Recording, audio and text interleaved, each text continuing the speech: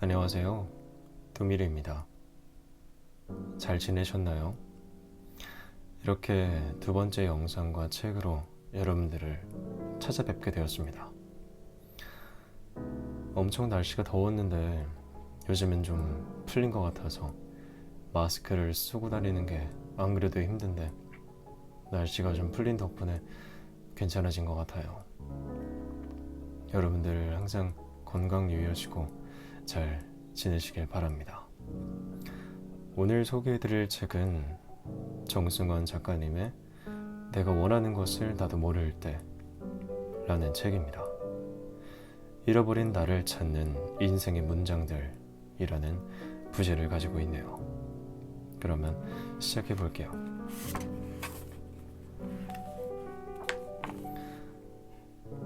잠들지 못하는 밤. 이상하게 쉽게 잠들지 못하는 밤이 있습니다. 충분히 지치고 노곤한데 12시, 1시, 2시 시간만 계속 확인하면서 뒤척이는 거죠. 날이 밝으면 해야 할 일이 산더미인데 잠은 오지 않으니 마음에선 불안만 점점 자라납니다. 그런 불면의 밤은 간절히 바라는 일이 이루어질 것 같지 않거나 미래가 잘 그려지지 않아 막막하거나 관계에 자신이 없거나 또는 자존감이 너무 떨어져서 다른 사람에게 못난 모습으로 보이는 게 두려울 때 찾아옵니다. 아침에 다시 눈을 뜨는 것이 걱정돼서 편히 잠들지 못하고 조마조마 마음만 졸이며 온갖 걱정을 꺼내놓게 되는 거죠. 이렇게 불안을 느끼는 이유는 다양합니다. 심지어 모든 일이 굉장히 잘 풀릴 때도 불안이 온몸을 휘감을 때가 있죠.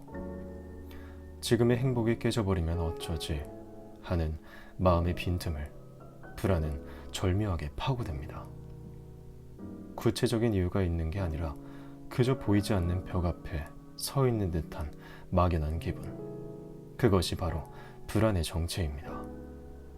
세상에 불안을 전혀 느끼지 않는 사람은 단 한 명도 없을 겁니다.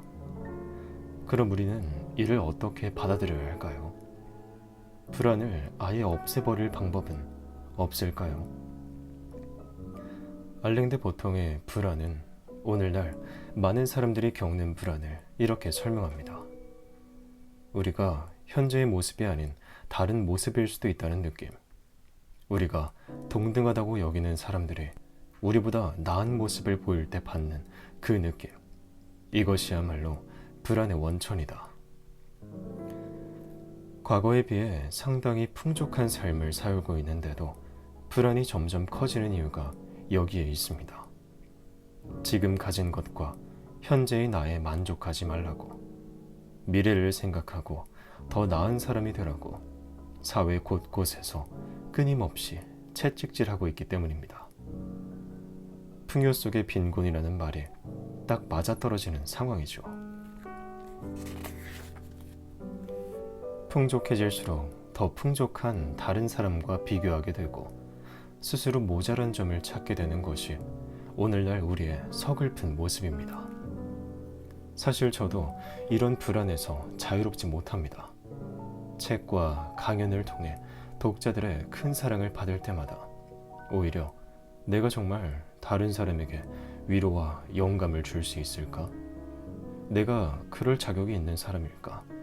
또는 지금보다 더 열심히 해야 하는 것이 아닐까 하는 생각에 한없이 불안해지거든요. 아마 여러분들도 다른 사람의 SNS를 보며 부러움을 느끼거나 홀로 뒤처진 것 같은 우울한 기분을 느껴보셨을 거예요.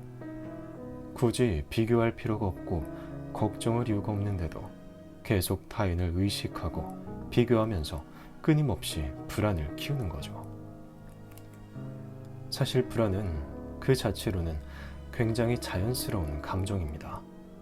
누구도 미래에 일어날 일을 알 수 없으니 지금 이대로도 괜찮을까? 내가 걸어가고 있는 이 길이 맞을까? 불안을 느끼는 게 당연하죠. 살면서 아무런 불안도 느끼지 않는 순간은 없습니다. 예를 들면 10대 때는 친구 관계나 학업 성적으로, 20대 때는 연애 문제나 취업 문제로, 30대 때는 건강과 결혼, 육아 문제로 걱정하는 것처럼 불안거리는 인생의 어느 지점에나 존재합니다. 하나가 사라지면 또 다른 게 나타나죠. 분명히 특정 대상이 존재하는 공포와 달리 명확한 대상이 없거나 매번 그 대상이 달라지는 것이 불안의 정체입니다. 하지만 문제는 불안해할 일을 적당히 불안해하는데 그치지 않고 끊임없이 불안해하거나 새로운 불안거리를 찾아 키워나가면서 자기 삶을 스스로 괴롭게 만들 때입니다. 이렇게 불안거리가 계속 머릿속에서 떠나지 않는다면 우리는 어떻게 대처해야 할까요? 자신이 하찮은 존재라는 생각 때문에 느끼는 불안의 좋은 치유책은 세계라는 거대한 공간을 여행하는 것. 그것이 불가능하다면 예술 작품을 통하여 세상을 여행하는 것이다.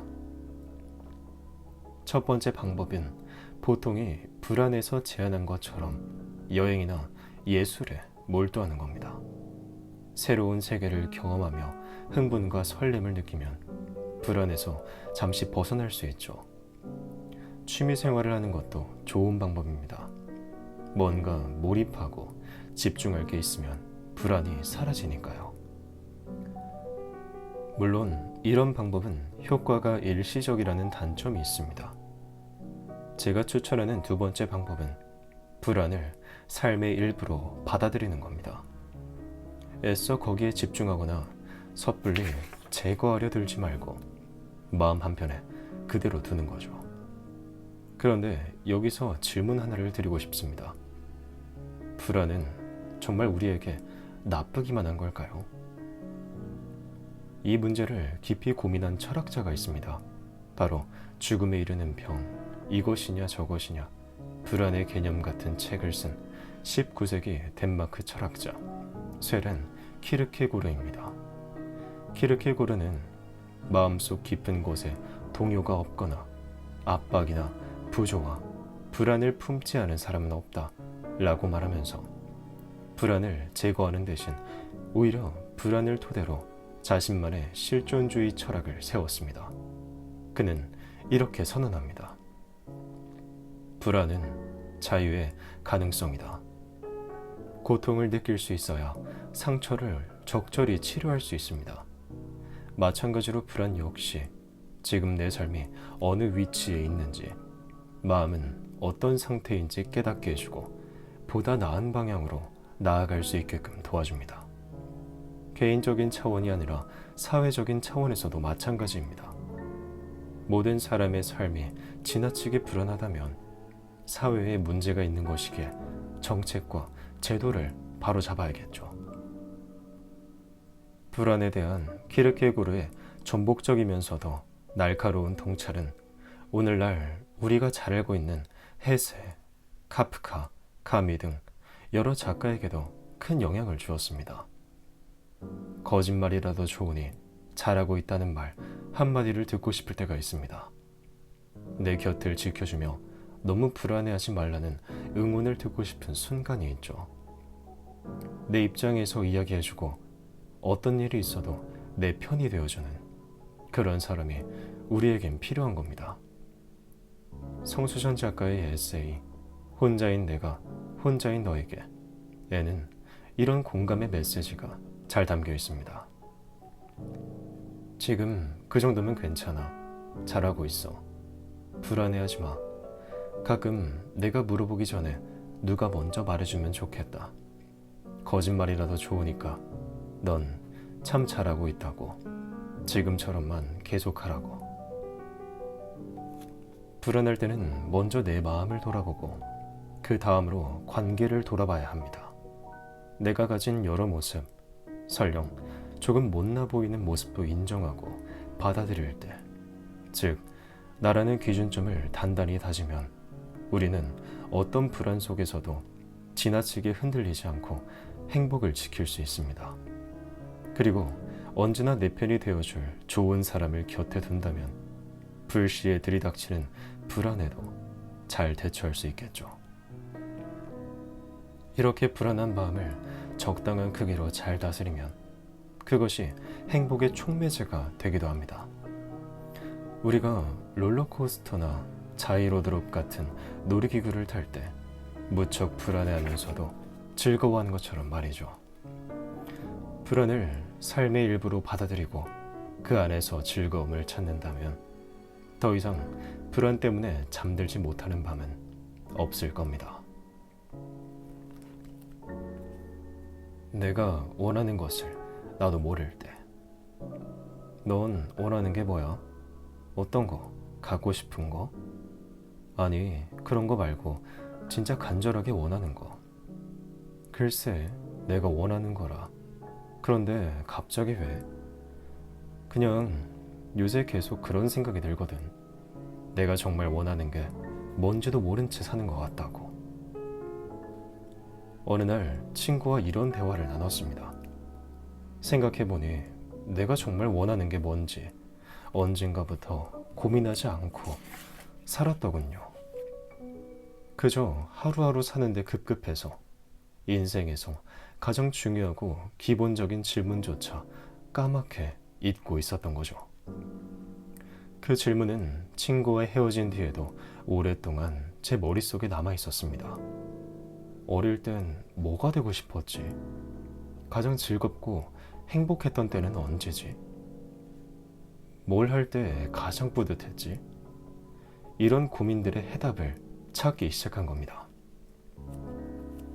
그렇게 책상에 앉아 생각에 잠겨 있다가 문득 책장에 꽂힌 책 한 권이 눈에 들어왔습니다. 제목은 김동영 작가의 나만 위로할 것. 천천히 책장을 넘겨보다가 괜히 마음이 뭉클해지는 문장을 만났습니다. 나는 내게 조용히 좋아서 하는 일을 하며 살고 있느냐고 물어보았다. 사실 따지고 보면 내가 좋아하는 일은 겉으로 보기에 좋아 보이는 일이었지, 내가 좋아했던 일은 아니었던 것 같다. 내가 좋아하는 일을 찾기에는 너무 늦은 나이인진 모르겠지만 가능하면 만족하고 즐거워할 수 있는 일을 하며 지내고 싶다.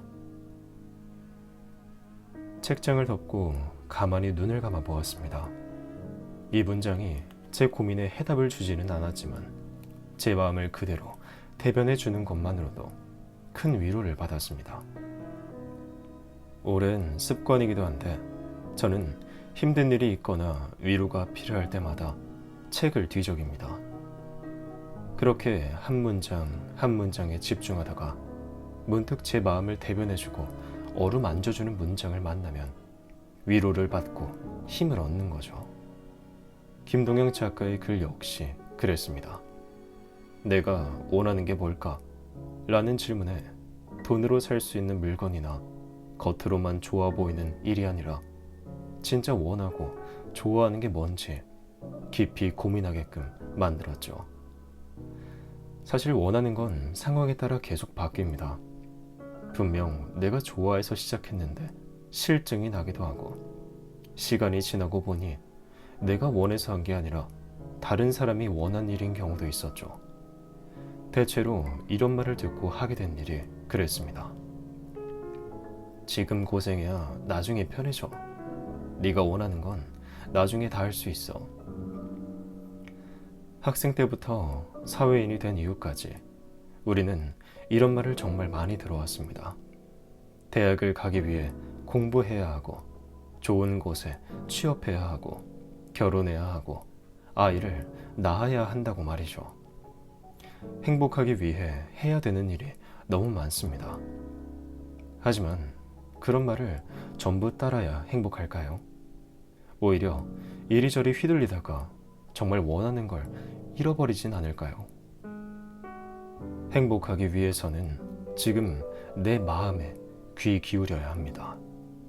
다른 사람의 기준만 쫓아서는 결코 행복해질 수 없으니까요. 설령 나중에 마음이 변하더라도 그땐 그 변한 마음에 또 충실하면 됩니다. 행복은 어딘가 멀리 있는 게 아니라 우리가 지금 여기에 충실할 때 얻을 수 있으니까요. 김민철 작가의 모든 요일의 여행에 있는 이 글처럼 말입니다. 예전 책에 여기서 행복할 것 이라는 말을 써두었더니 누군가 나에게 일러주었다. 여기서 행복할 것의 줄임말이 여행이라고. 나는 크게 고개를 끄덕였다. 저도 이 글을 읽고 고개를 끄덕였습니다. 사실 우리는 모두 삶이라는 여행을 하고 있죠. 그 여정이 즐거우려면 다른 사람이 아닌 우리가 좋아하는 일로 일정을 채워야 합니다. 예를 들어 카페에서 편히 쉬는 게 관광지를 다니는 것보다 좋으면 그렇게 하면 됩니다. 다른 사람이 아무리 좋다고 해도 내가 내키지 않는 일을 하면 행복할 리 없죠. 무조건 이건 해야 돼 라는 건 없어요.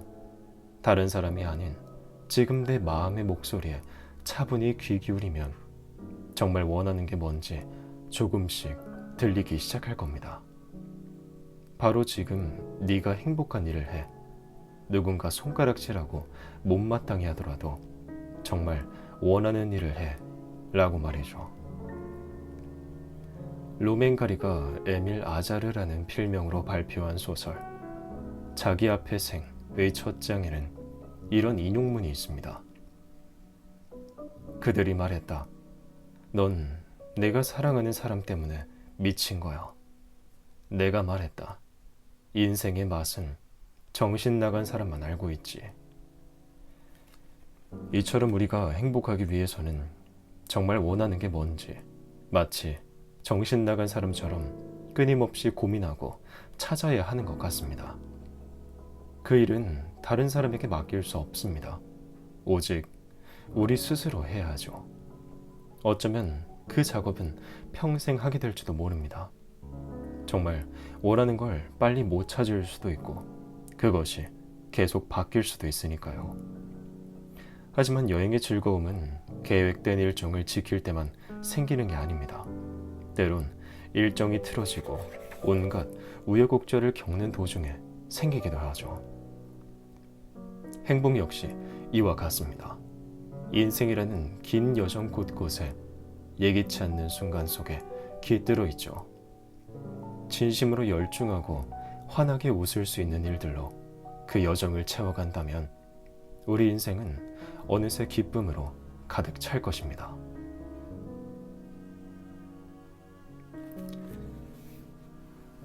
이렇게 두 번째 책인 내가 원하는 것을 나도 모를 때를 읽어드렸습니다. 여러분들은 읽고 어떤 생각이 드셨나요? 저는 처음 이 책을 접했을 때 약간 어렵다 라는 게 생각났던 것 같아요. 조금은 어렵지만 이해를 한다면 충분히 내 삶에 도움이 되고 내가 앞으로 인생을 살아가는데 행복을 추구하는 것에 더 열중할 수 있는, 현명하게 행복을 찾을 수 있는 그런 조언을 줬던 것 같습니다. 얼마 전에 아버지랑 목욕탕을 갔다 왔어요. 예전 제가 어렸을 때, 아기였을 때는 아버지가 제 떼를 밀어주시는 게 그렇게 아플 수가 없었죠. 때밀이가 끝나고 나면 온몸은 벌겋게 되어 있고 가끔씩 너무 아파서 어머니 품에 안겨 울었을 정도였는데 얼마 전에 아버지가 제 떼를 밀어주셨을 때는 아프다는 느낌이 하나도 없더라고요. 제가 큰 건지 아버지가 나이가 드신 건지 뭐 둘 다겠죠. 그러면서 사랑이라는 의미를 다시 한번 생각해 보게 됐습니다. 그래서 아마 다음 영상에서는 사랑이라는 그런 개념을 다룬 책을 여러분들께 소개해 드리려고 해요. 여러분들도 부모님께 안부 인사 한 번씩 드려보시면 좋을 것 같습니다. 그럼 편안한 밤 되시길 바라면서 다들 감사합니다.